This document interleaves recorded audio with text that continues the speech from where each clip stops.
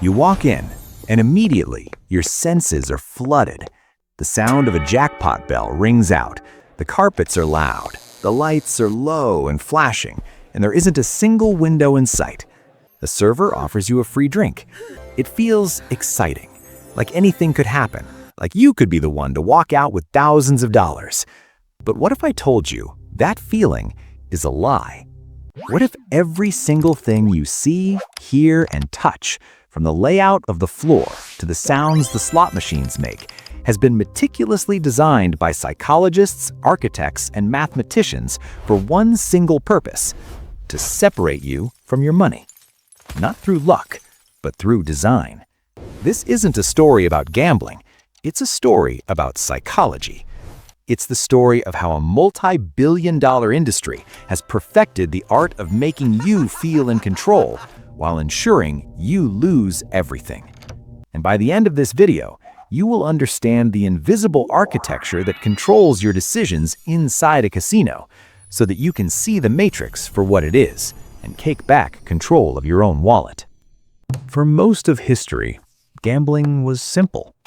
You played a game of cards in a back room or rolled dice in an alley. The location didn't matter. The game was the only thing. The first legal casinos in places like Las Vegas were just big, open rooms, big boxes filled with tables and slot machines. The idea was simple. Come in, play a game, and may the best hand win. It was all about the odds of the game itself. But then casino owners started to realize something. They realized they weren't just in the gambling business. They were in the time business. The longer a person stays inside the casino, the more they will play. And the more they play, the more the house's mathematical advantage, the house edge, takes effect. Suddenly, the goal wasn't just to offer a game. The goal was to create an entire environment that made you forget about the outside world. An environment that makes you lose track of time, lose track of how much you're spending, and lose your rational judgment. The modern casino was born, and it wasn't designed by gamblers. It was designed by scientists. So let's picture this. Maybe this has happened to you. You go to Las Vegas for a weekend. You're smart about it. I will only spend $200 max. You walk in feeling confident, in control.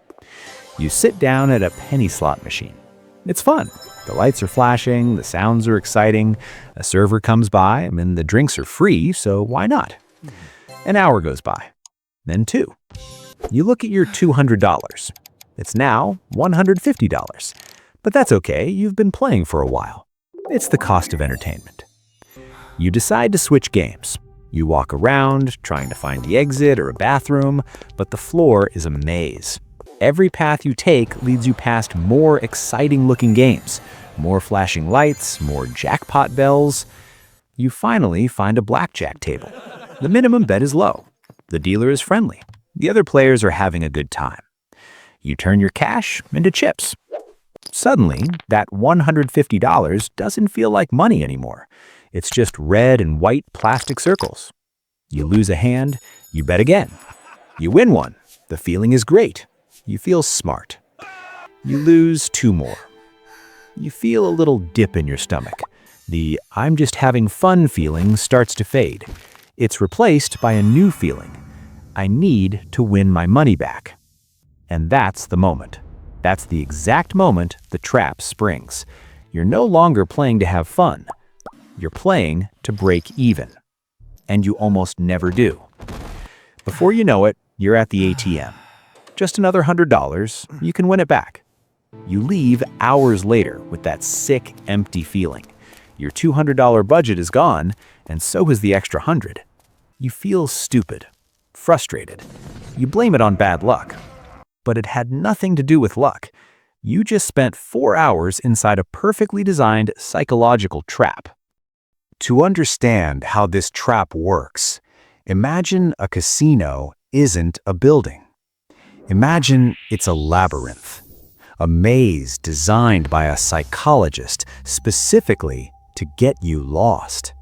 but not lost in a scary way, lost in a comfortable, entertaining way.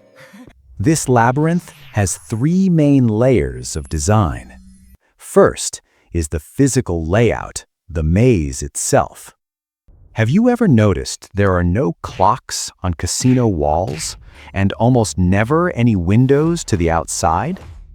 This is intentional. It's called temporal distortion.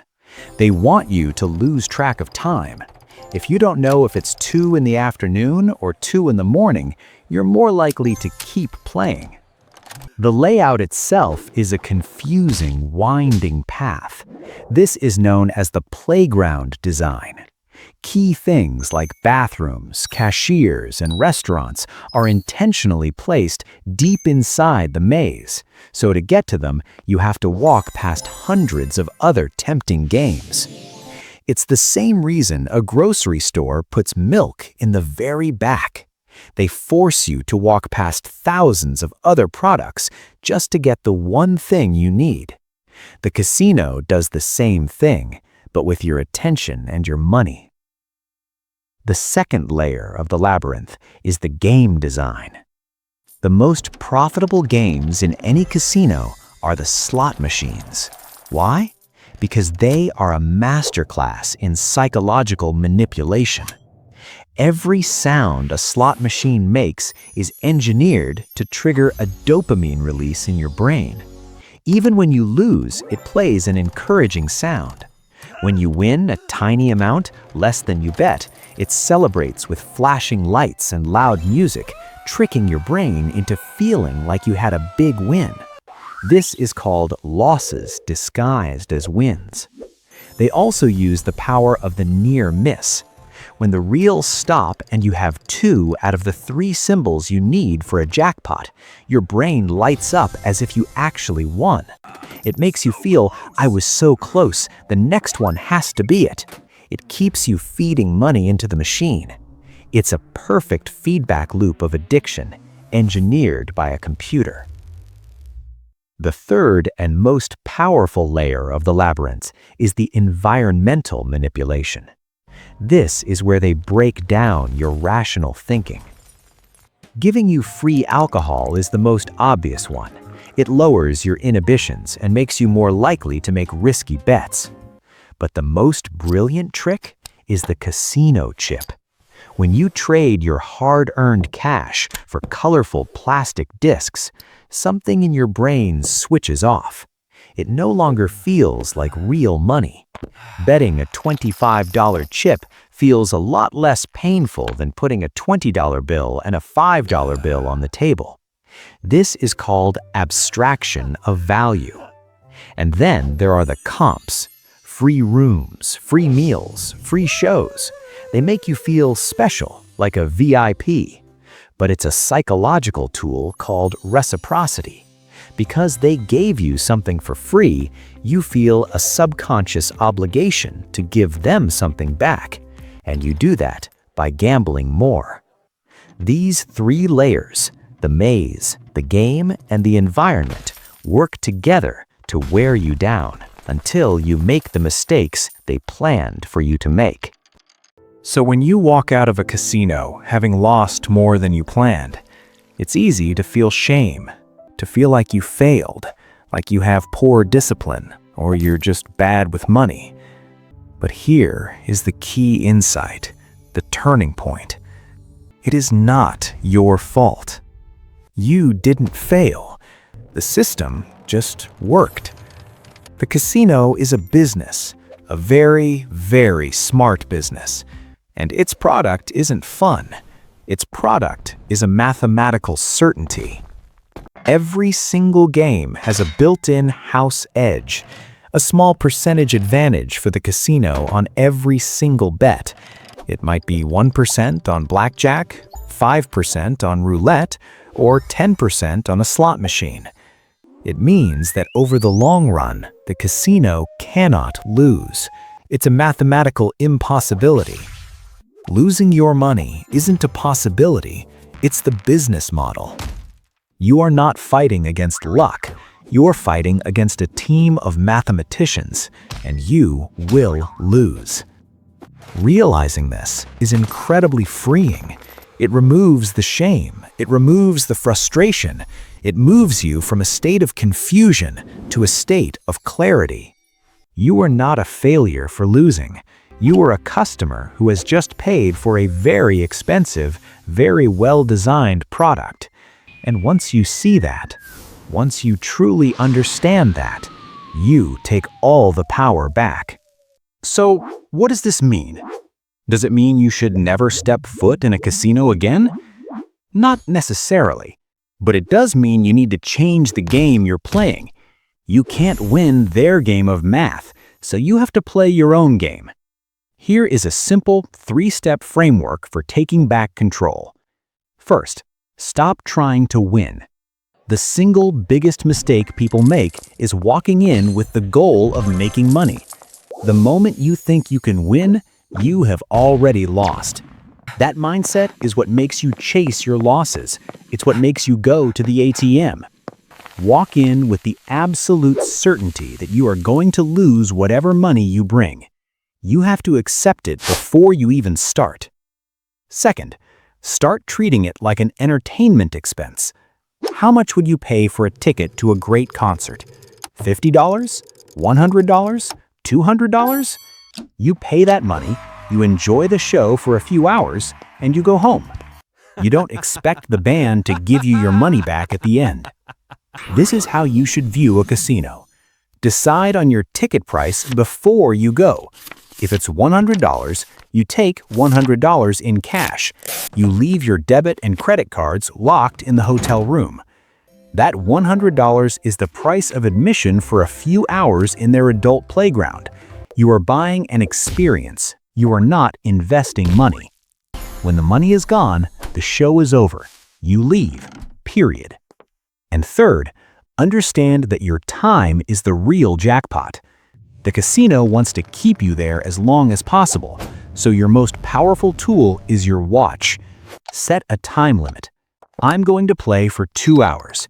When the alarm on your phone goes off, you get up and walk out, no matter if you're winning or losing.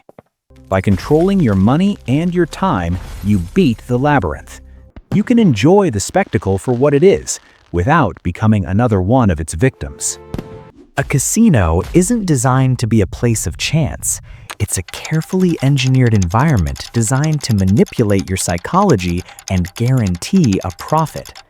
They create a world without time, where money doesn't feel real, and where every light and sound is designed to keep you hooked just a little bit longer. Losing isn't a sign of personal failure, it's the inevitable outcome of their business model. But by understanding the design, you can change your perspective. You are no longer a gambler hoping to get lucky. You are a consumer, consciously deciding how much you're willing to pay for a specific kind of entertainment. And that understanding is how you truly beat the house. If this video opened your eyes to the hidden psychology of money, make sure to subscribe. We break down the invisible systems that affect your finances every single week. Let me know in the comments, what's the sneakiest trick you've noticed in a casino? And click here to watch our next video, where we expose the surprisingly simple business model that allows teenagers to make millions without ever touching a single product. You won't want to miss it.